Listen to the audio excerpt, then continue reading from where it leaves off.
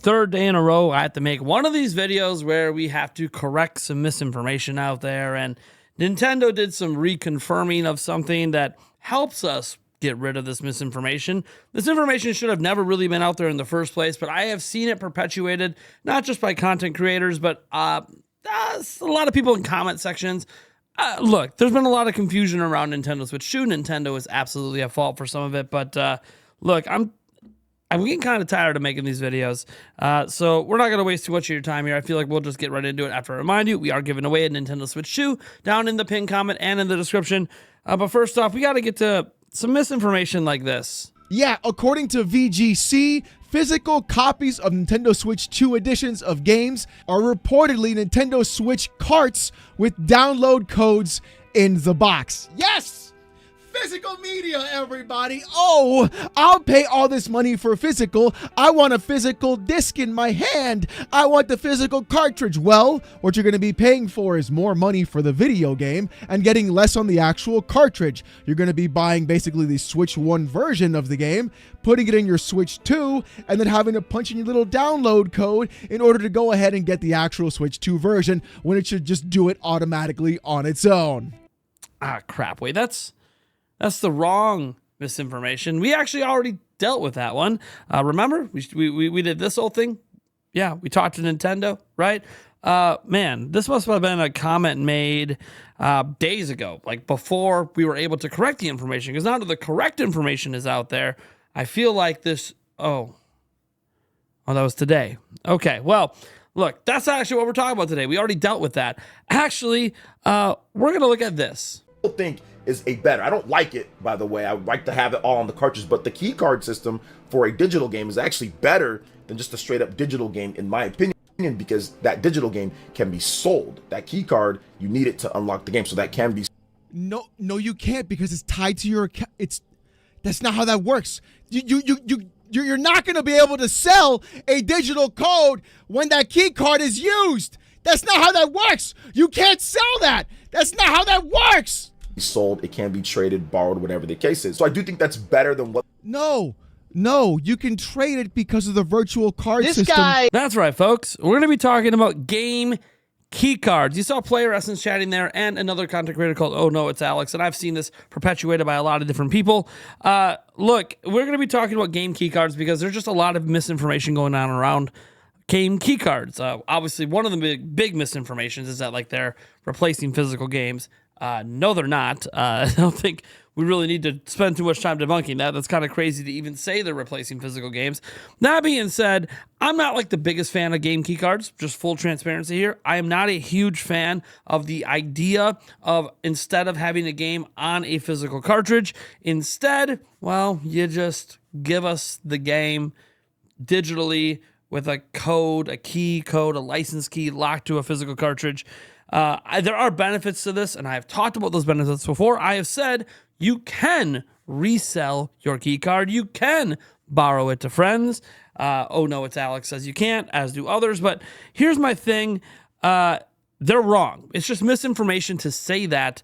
And as much as I might not be a fan of game key cards, and I understand the e-waste argument when the games are off the eShop 20 years from now or whatever, the game key card becomes useless outside of if it's already installed in your system. But if your system ever dies and you can't get that game back, it's the same problem with all digital games, although hey, you could just go pirate them at that point because chances are they're already on the internet and able to be played quite easily via piracy, even on like hack Switch 2s and stuff back at that point. But the point is that, yeah, you know, there is a little bit of ownership over your digital copy, the way that game key cards work. Let's go look at what Nintendo said about it originally.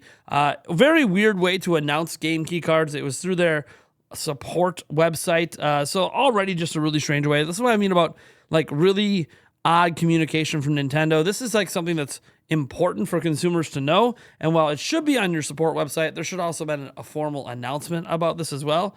But Nintendo Switch 2 game key card. Nintendo Switch 2 supports both regular game cards and game key cards right on the original page. I don't know why anybody thought physical was going away when it literally in the first sentence tells you it supports regular game cards, which means yeah, they're not going away. Anyways, game key cards are different from regular game cards because they don't contain the full game data. Instead, the game key card is your key to downloading the full game to your system via the internet. After it's downloaded, you can play the game by inserting the game keycard into your system and starting it up like a standard physical game card. Here's what the game keycard packaging looks like. They denote that it's a game keycard thing, so you know when you're buying if it's a physical, or I guess in this case, a fake physical game, how it works. They even have like this how-to guide to show you how this works.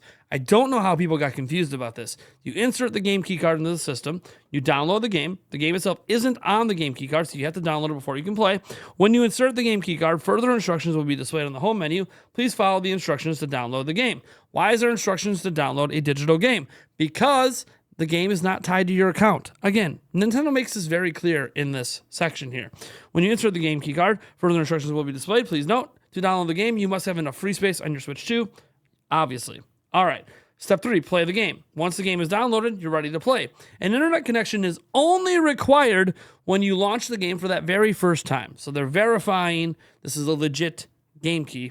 After this, the game can be started even without an internet connection. However, like regular physical software, the game keycard must be inserted into the system in order to play the game. So Nintendo's very clear here. This is not like standard DRM. This is just an initial boot verification that it's a legit key. Obviously, people are going to try to hack this stuff.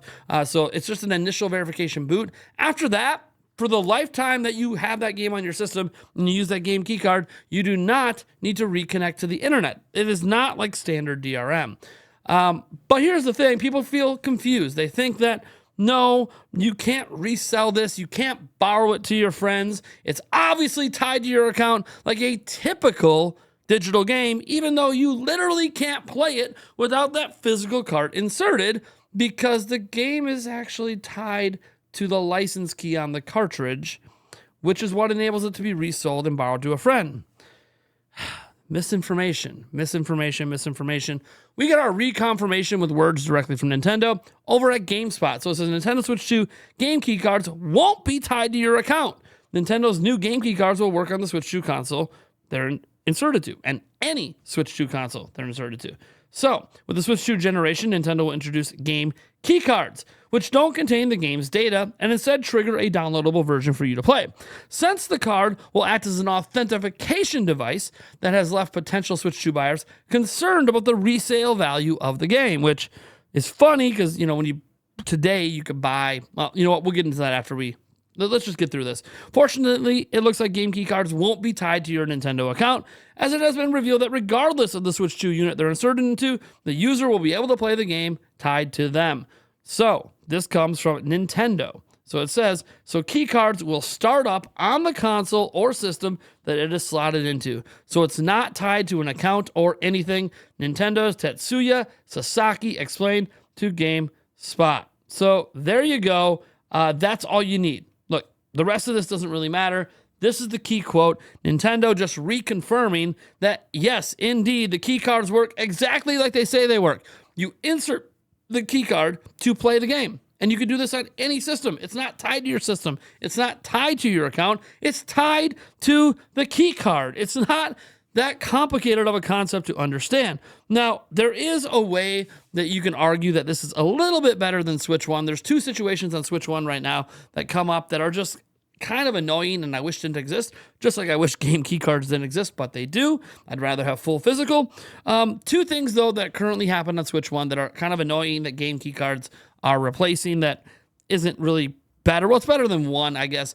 We have games like Assassin's Creed 3 Remastered that get sold physically on Nintendo Switch, but are actually just a download code in a box. You can't resell it. There's no inherent value there. It's just a code. You put it in on the eShop. It's tied to your account. It's just like any other digital game. Now, thanks to digital virtual game sharing that Nintendo added, you can actually borrow that to a friend, but there's no resale value, and that friend has to be part of your NSO family group, so then you're limited. This actually is more borrowable than that, and you can resell that game key at least for the lifetime that the Nintendo Switch 2 eShop is available. Again, 10, 20, 30 years from now, the eShop might not be around, the game might not be downloadable anymore, and the value of a resale will be gone. But until then, there is some value in that resale. Now, setting that aside, there's also another thing where there are partial physical games. So I'll give you a prime example, NBA 2K. NBA 2K would come on an 8 gigabyte Nintendo cart. You couldn't actually play the game off that cart. You would insert it and have to download the rest of the data. basically making it also a fake physical because you can't play that game without downloading a majority of the game onto your Nintendo Switch. So it's almost similar to that, except for that a little bit of the data is actually on the cartridge, but you could still resell that physical copy. It actually works really, really similar to that. Nintendo just decided, hey, let's get rid of those ability to sell codes in a box and make everything a game key card if you're going to do that sort of, you're downloading a majority, or in this case, all of the game digitally.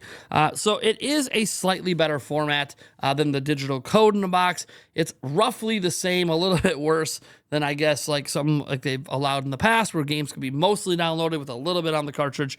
So look, game key cards, they're not great. I don't like them. They do eventually become e-waste someday, decades from now. Of course, we can argue at that point. Anything could become e-waste because games can erode and be unusable, and they're really just to look good on a shelf. But look, I'm just going to sit back and say, misinformation sucks, and I'm tired of it, and I'm tired of having to correct people. I'm tired of needing to make videos like this, and this is even on a video for something I'm not even that excited about. I'm not like super gung-ho for game key cards. I'm going to buy one ever, and that's it. I have no interest in them, but it also is one of those things that I just wish we didn't need to have videos like this, regardless of what we're correcting. You know, we corrected $90 price points. We corrected a lot of other stuff, like 3 other things we corrected. And now we had to correct this. At some point, I would like to move forward and not have to make videos like this. But until then, you know what? We have to do what we have to do so I can make sure we're having proper conversations. Like if you want to have a conversation about game key cards, have it. Just make sure you're talking about it accurately. All right? That being said, I am Nathaniel Rovajans from Nintendo Prime. Thank you so much for tuning in. You know we'll have more videos and stuff coming your way. Live stream tonight. I'll catch you guys in the next one.